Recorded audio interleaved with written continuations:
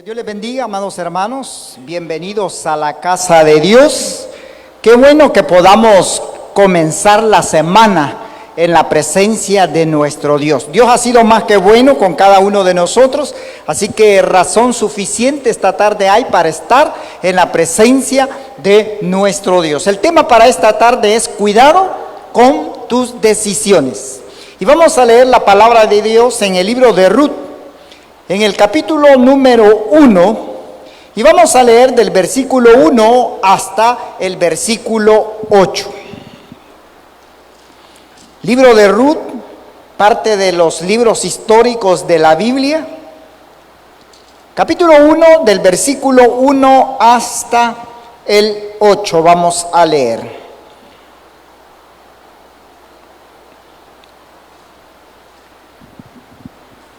La palabra de Dios la vamos a leer en el nombre del Padre, del Hijo y del Espíritu Santo, y dice: aconteció en los días que gobernaban los jueces, que hubo hambre en la tierra, y un varón de Belén de Judá fue a morar en los campos de Moab.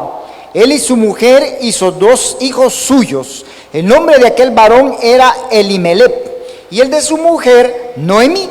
Y los nombres de sus hijos eran Manlón y Kelión, efrateos de Belén de Judá. Llegaron pues a los campos de Moab y se quedaron allí. Y murió Elimelec, marido de Noemí, y quedó ella con sus dos hijos, los cuales tomaron para sí mujeres moabitas. El nombre de una era Orfa y el nombre de la otra Ruth. Y habitaron allí unos 10 años. Y murieron también los dos, Manlón y Kelión, quedando así la mujer desamparada de sus dos hijos y de su marido.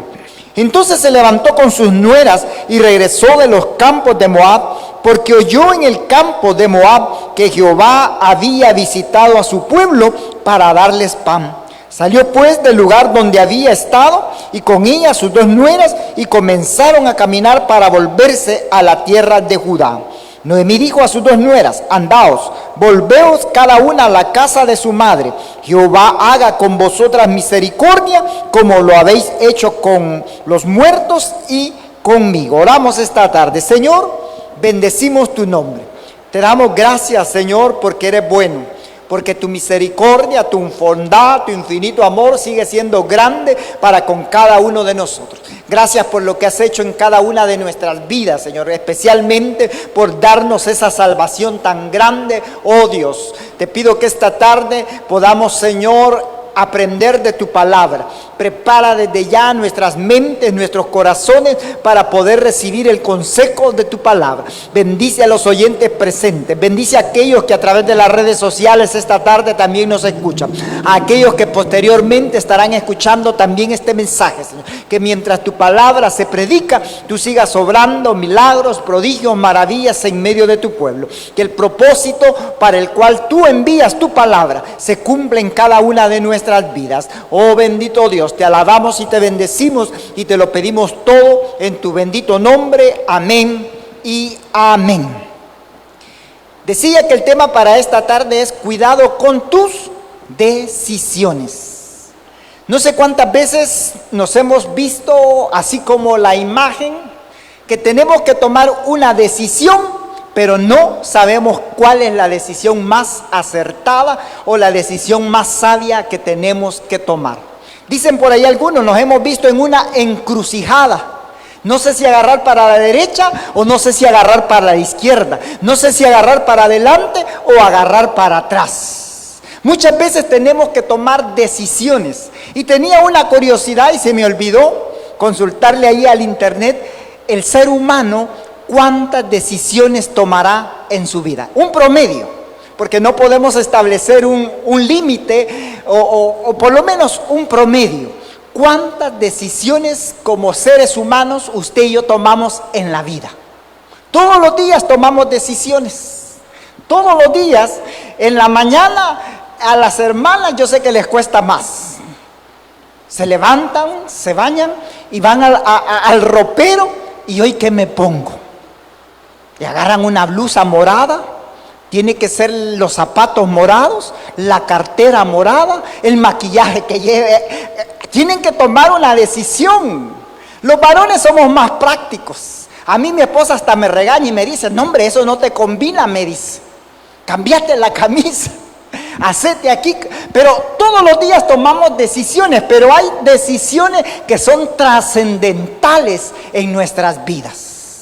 Cuando, por ejemplo, uno es joven y va a tomar la decisión de casarse, es una decisión que tiene que ser para toda la vida, ¿verdad? Yo tengo que saber escoger, tanto el varón como la hembra tiene que saber escoger la persona con la que se va a casar. Pero si yo me caso con el primero que se me atravesó por tomar una decisión arrebatada, es posiblemente que voy a fracasar. Es posiblemente que a la vuelta de la esquina yo me voy a estar separando, me voy a estar divorciando, porque no tomé una decisión acertada. Y yo veía por ahí un concepto de decisión. Dice que es la determinación o la resolución final adoptada tras un proceso de análisis y elección entre varias alternativas. El relato que ahora nosotros hemos leído, este acontecimiento se da en el tiempo en que gobernaban los jueces, dice. ¿Recuerda usted que Israel, después de la conquista, después que Josué murió, Israel cayó en un periodo de decadencia espiritual, moral, económico? ¿Eso qué quiere decir? Que en Israel ya no habían líderes. Cada quien, dice la parte final del libro de los jueces, que cada quien hacía lo que mejor le parecía. Entonces Israel cayó en un periodo de decadencia. Este acontecimiento se da, dice allí, en el periodo de los jueces. Y esta familia que se menciona acá, a Elimelech y a Elimelech y Noemí, que eran los padres de esta familia, dice que vivían en Belén. Y Belén, ¿sabe usted qué significa? Significa casa de pan. Allí los había puesto Dios, allí los había plantado para bendecirlos. Dios quiere bendecirnos a cada uno y nos ha plantado en determinado lugar para ser bendecidos.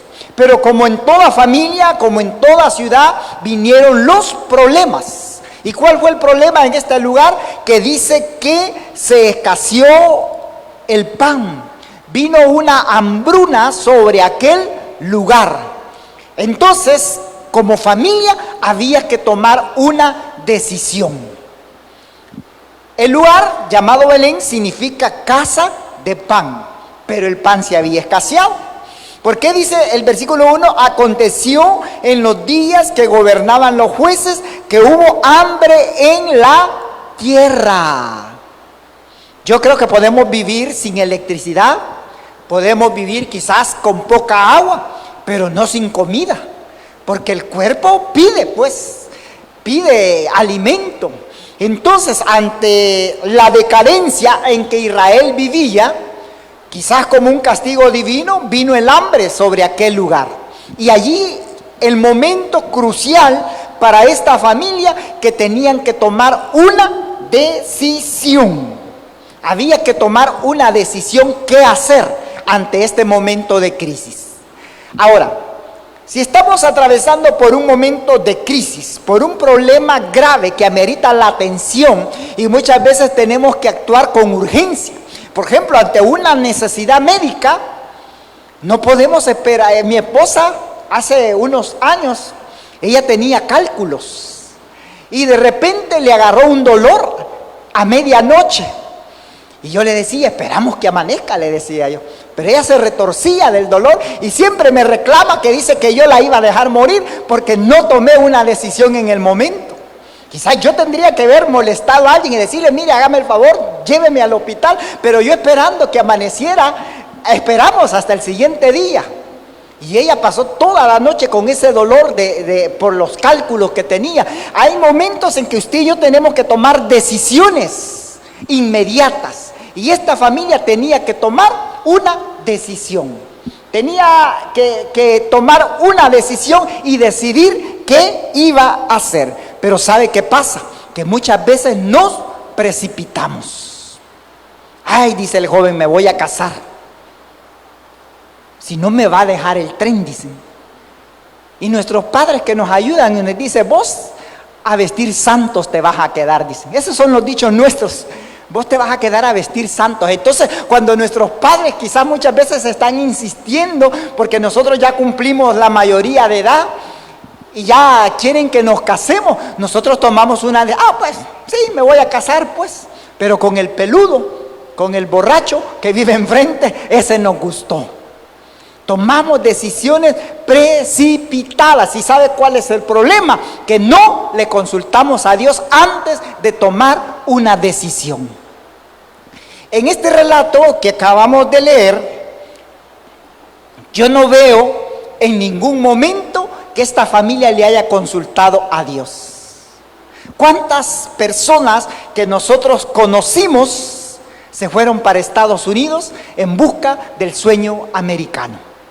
Muchos que dejaron sus familias, dejaron sus esposas, dejaron sus hijos, dejaron sus trabajos y se fueron a aventurar. Muchos no lograron llegar, murieron en el desierto. Muchos murieron en manos de todos esos criminales en el camino. Y no llegaron, pero muchos llegaron y están allá. Y todas las promesas que hicieron, yo te voy a ayudar. Dejaron a su familia endeudada porque viajar a Estados Unidos no es barato. Se enjaranaron, hipotecaron la casa, hicieron préstamos. Cuando yo trabaje, voy a trabajar duro, día y noche, y te voy a mandar para que paguemos ese crédito. Hasta el día de ahora, no mandaron nada. ¿Qué hicieron? Buscaron otro, y se olvidaron de la promesa que le hicieron a la familia. ¿Por qué? Por tomar una decisión precipitada. Usted y yo, antes de tomar una decisión, tenemos que consultarle a Dios si esa es la decisión sabia que yo tengo que tomar. Tenemos que consultarle a Dios. El pastor general siempre nos enseñaba que cuando nosotros vamos a tomar una decisión y yo le consulto a Dios, pero yo no tengo paz en mi corazón, es porque no proviene de Dios. Hay momentos en la vida en que usted tiene que tomar una decisión, pero usted no se siente tranquilo, usted no siente paz, entonces no camine, porque Dios no le ha dado la orden. Pero cuando usted toma una decisión y usted siente paz en su corazón, eso es porque proviene de Dios. Dice el versículo 2, el nombre de aquel varón era Elimelech. ¿Sabe qué significa el nombre Elimelech? Mi Dios es rey. Y el de su mujer, Noemí, que significa agradable. Y los nombres de sus dos hijos eran Mahlón y Kelión, efrateos de Belén de Judá. Y llegaron pues a los campos de Moab y se quedaron allá. Mahlón significa enfermizo y Kelión significa se debilita. Dice que llegaron a los campos de Moab. Entonces, ¿cuál fue la decisión que ellos tomaron? Irse de Belén, de la tierra de pan, y se fueron a habitar a la tierra de los moabitas. ¿Y saben quiénes eran los moabitas? Era una nación pagana, era una nación idólatra, era una nación fuera del pueblo de Israel. O sea que, digámoslo en buen salvadoreño, se fueron para Estados Unidos. Se fueron a Estados Unidos y no le consultaron a Dios. Dice que se fueron a los campos de Moab en el versículo 3 y se quedaron allá. ¿Qué les había dicho Dios a los israelitas? Que no se mezclaran con naciones extrañas. Esa era la orden de Dios. Dios había escogido a Israel para que fuera una nación diferente, una nación especial. ¿Y qué dice el libro de Pedro acerca de nosotros? Que Dios nos ha escogido para ser real sacerdocio, linaje santo. Entonces Dios, tanto como Israel como para nosotros, quiere que seamos personas especiales, personas diferentes. Pero esta familia decidió irse para Moab y se quedaron allá. ¿Cuánto tiempo? Ahí lo decía, 10 años se quedaron viviendo en Moab. ¿Y sabe qué pasó en esos 10 años? Pasaron muchas cosas. En primer lugar, se murió Elimelech, el padre, el patriarca de la familia, se murió allá en tierra extraña, en el extranjero. Luego, los dos hijos dice que tomaron esposas, cuando la Biblia dice que Dios les había enseñado que no se unieran con mujeres de otras tribus, de otras naciones. Pero los dos tomaron esposa. Uno escogió a Orfa y el otro escogió a Ruth. Hicieron sus hogares, hicieron sus familias. Yo no digo que esté malo, pero no le consultaron a Dios. Tomaron decisiones sin consultarle a Dios. ¿Y cuál fue el resultado? Que después que murió Elimelech, el padre, también murieron los dos hijos. Entonces aquella familia que la integraban 4 personas, solo quedó Noemí. Y sabe que Noemí, al perder sus 2 hijos, al perder su esposo, un día recapacitó. Y si gusta, leámoslo acá. En el versículo 4, dice: los cuales tomaron para sí mujeres moabitas, el nombre de una era Orfa y el otro era de la otra Ruth, y habitaron allí unos 10 años. No obedecieron la palabra de Dios. Muchas veces nos hacemos la pregunta: ¿y por qué me va mal? Porque no obedecemos la palabra de Dios. Dios ya les había dicho: no se mezclen con naciones paganas, naciones idólatras. Pero no obedecieron, se fueron para Moab. Veamos qué dice Deuteronomio capítulo 7. Libro de Deuteronomio, el libro de la repetición de la ley, el versículo 3 y 4 del capítulo 7. No emparenterás con ellas, no darás tu hija a su hijo, ni tomarás a su hija para tu hijo, porque desviará tu hijo de en pos de mí. Servirán a dioses ajenos, y el furor de Jehová se encenderá sobre vosotros y te destruirá pronto. Vea lo que Dios ya les había advertido que no hicieran, pero lo hicieron. Entonces, ¿qué sucedió? No obedecieron la palabra de Dios. Como lo dije, muchas veces nos va mal porque no obedecemos los mandamientos de Dios. Y no obedecer a la palabra de Dios, a sus mandamientos, nos trae malas consecuencias. ¿Y cuál fue el resultado aquí? Que murieron los 3 hombres. Allá quedaron sepultados. ¿Cuántos de nuestros compatriotas han quedado sepultados allá en naciones extrañas? Porque traer un difunto es caro. Y muchas veces la gente no tiene esa posibilidad. Entonces Noemí, quedó en una condición desamparada. Quedó desamparada. Quedó viuda, quedó sin hijos. ¿Y quién la ayudaba? ¿Quién iba a poner la cara ahora por ella?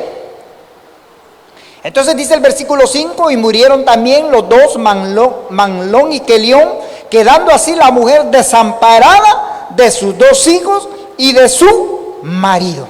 Pero vea el versículo 6. Muchas veces hemos fracasado, nos ha ido mal, y muchas veces no nos queremos levantar del fracaso. Pero vea el versículo 6, dice: entonces se levantó con sus nueras y regresó de los campos de Moab, porque oyó en el campo de Moab que Jehová había visitado a su pueblo para darles pan. Esta mujer recapacitó. Yo me imagino que en algún momento de su vida ella de haber dicho: la regamos. Dios no nos quería aquí, Dios nos quería allá. Y si Dios ha prometido ayudarnos, Él nos va a ayudar. Eso no tenga duda. Si en aquel momento el pan había escaseado, Dios no los iba a dejar morir de hambre. Que probablemente iban a comer salteados, como decimos nosotros, puede ser.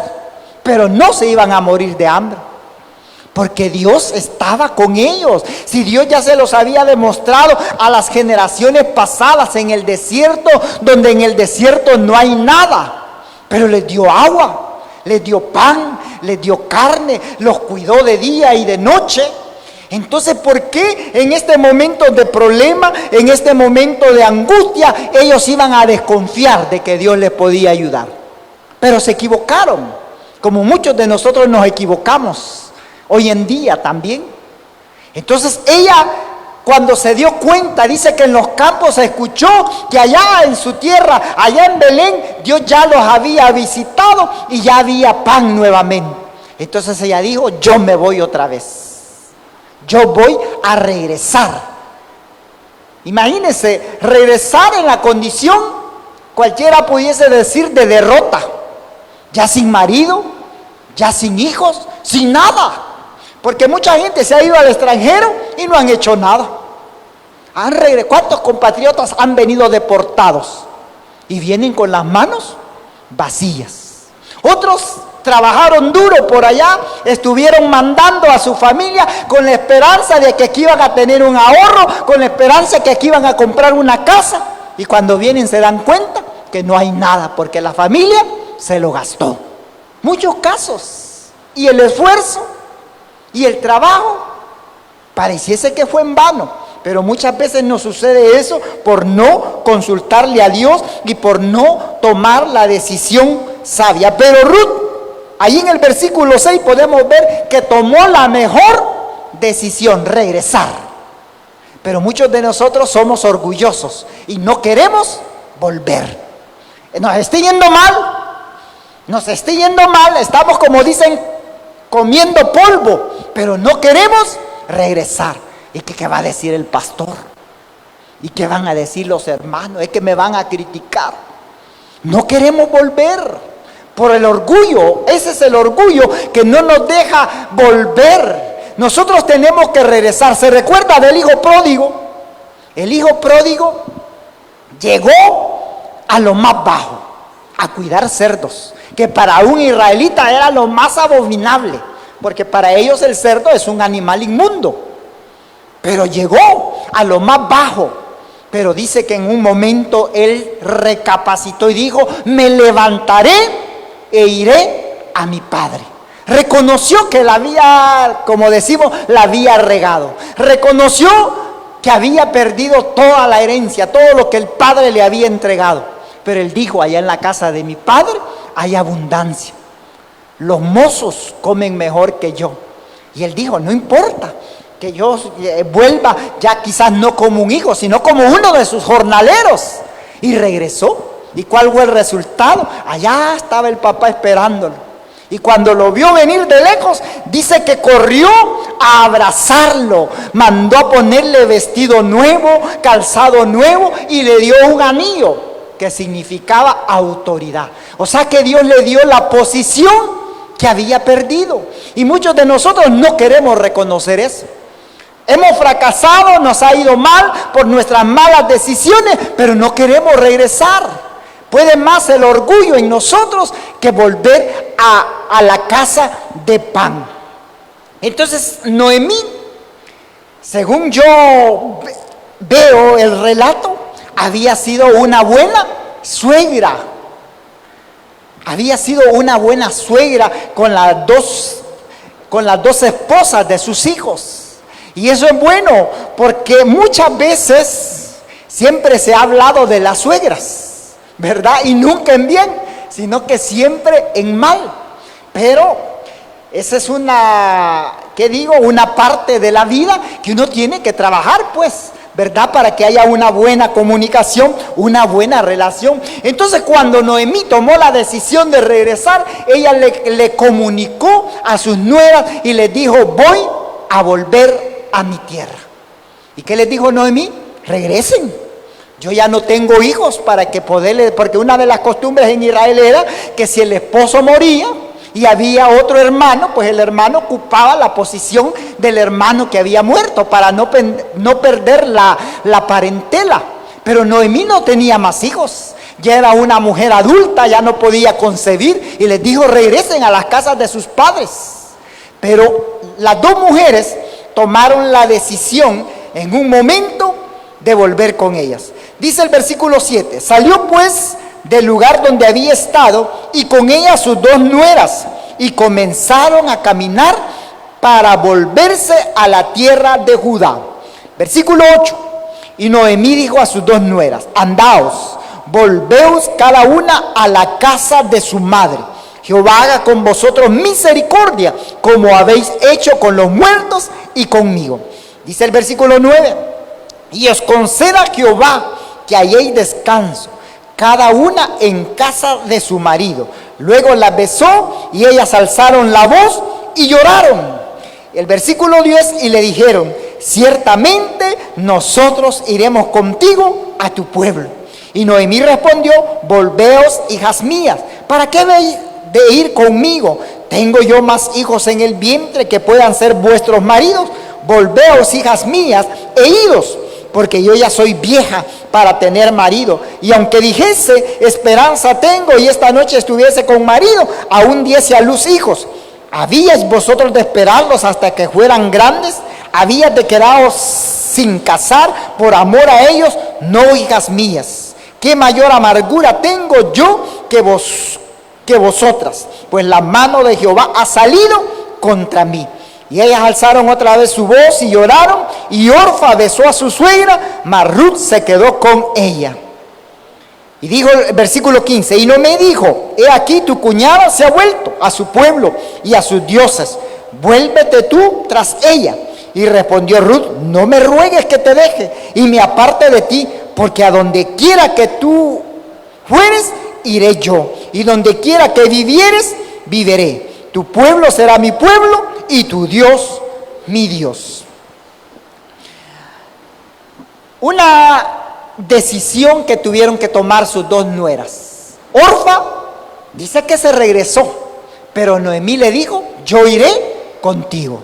Tu Dios será mi Dios, tu pueblo será mi pueblo, y a donde quiera que tú vayas, yo iré. Ella era moabita, no era israelita, pero se volvió con su suegra y regresaron a los campos, allá a Belén, a la casa de pan. ¿Sabe usted? Por su lealtad, Dios bendijo a Ruth. Habían transcurrido 10 años ya. En esos 10 años sucedieron muchas cosas. La muerte de su esposo, de sus hijos, sus dos nueras. Una se regresó, una decidió acompañarla. Y si usted sigue leyendo el libro de Ruth, que no son muchos capítulos, sino que solamente son 4, yo le recomiendo que los lea para que vea el desenlace de esta historia. Pero ¿cuál es el desenlace de esta historia? Que Ruth regresó derrotada, pero con su confianza puesta en Dios, que Dios la iba a ayudar. Y si nosotros seguimos leyendo, vamos a darnos cuenta que ella regresó. Y la gente, cuando la vio, pues hablaban de ella como naturalmente sucede en todas partes. Pero eso que no nos detenga. Podemos venir derrotados, podemos venir como que somos anonas, reventados, ¿verdad? Pero no, que no nos afecte. Nosotros venimos porque queremos la bendición de Dios. Y dice que Noemí regresó. Sigamos leyendo, dice el versículo 16. Respondió Ruth: no me ruegues que te deje y me aparte de ti, porque a donde quiera que tú fueres, iré yo, y donde quiera que vivieres, viviré. Tu pueblo será mi pueblo y tu Dios mi Dios. Donde tú murieres, moriré yo, y allí seré sepultada. Así me haga Jehová, y aún me añada que solo la muerte hará separación entre nosotras dos. Viendo Noemí que estaba tan resuelta en ir con ella, no dijo más. Y anduvieron pues ellas hasta que llegaron a Belén. Y aconteció que habiendo entrado en Belén, toda la ciudad se conmovió por causa de ellas. Y decían: ¿no es esta Noemí? Y ella les respondía: no me llames Noemí, sino llámame Mara, que significa amargura, porque en grande amargura me ha puesto el Todopoderoso. Yo me fui llena, pero he vuelto con las manos vacías. ¿Por qué me llamaréis Noemí? Ya que Jehová ha dado testimonio contra mí y el Todopoderoso me ha afligido. Y así volvió Noemí, y Ruth la moabita, su nuera, con ella. Volvió de los campos de Moab y llegaron a Belén, al comienzo de la siega de la cebada. La gente murmuró cuando la vio, pero regresaron. Noemí tomó la decisión de regresar allí donde Dios la había plantado, allí donde Dios la quería bendecir. Yo le hago una pregunta: ¿a dónde Dios nos quiere bendecir a nosotros? ¿Allá en la playa? No, Dios nos quiere bendecir aquí. Esta es nuestra casa de pan. Pero muchos andamos buscando por otro lado, cuando Dios nos quiere bendecir acá. Y sabe, dice allí que llegaron en el tiempo de la cosecha de la cebada. Y si usted lee los siguientes capítulos, se va a dar cuenta cómo Noemí le aconseja a Ruth que vaya a recoger cebada. La costumbre en aquel entonces era que cuando los segadores andaban en el campo cortando, dejaban caer espigas de cebada. Y no lo hacían como por un desperdicio, sino que lo hacían en amor a los que no tenían. ¿Eso qué significa? Que una persona que no tenía, ella podía entrar a los campos y recoger de eso que había ido quedando desperdigado. Entonces Noemí le dijo a su nuera Ruth: mira, anda a los campos de vos, anda a recoger trigo. Y ella fue, la muchacha obediente fue a recoger de esas espigas.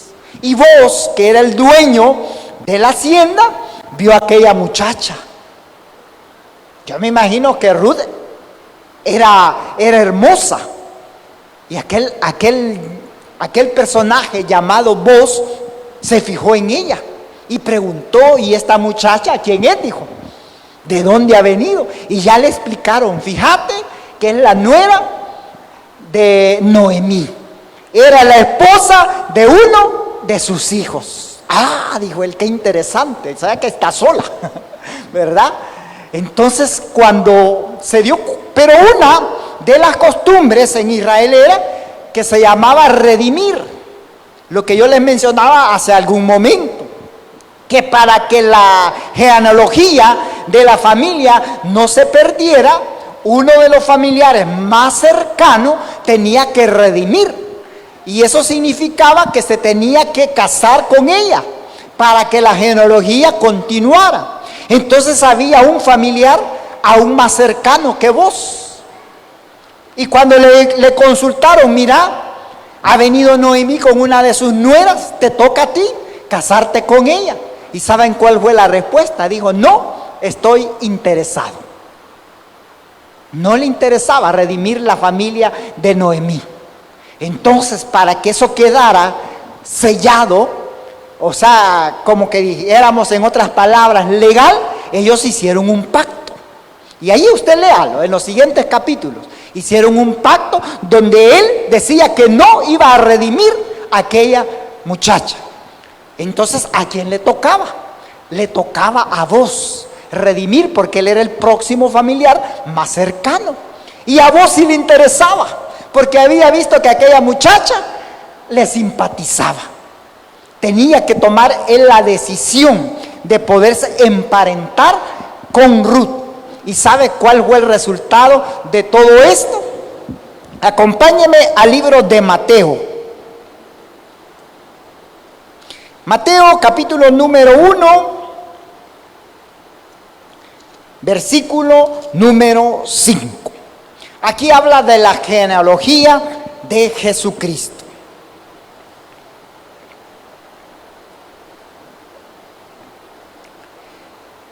Evangelio según San Mateo, capítulo 1, versículo 5 dice: Salmón engendró de Rahab a Boaz.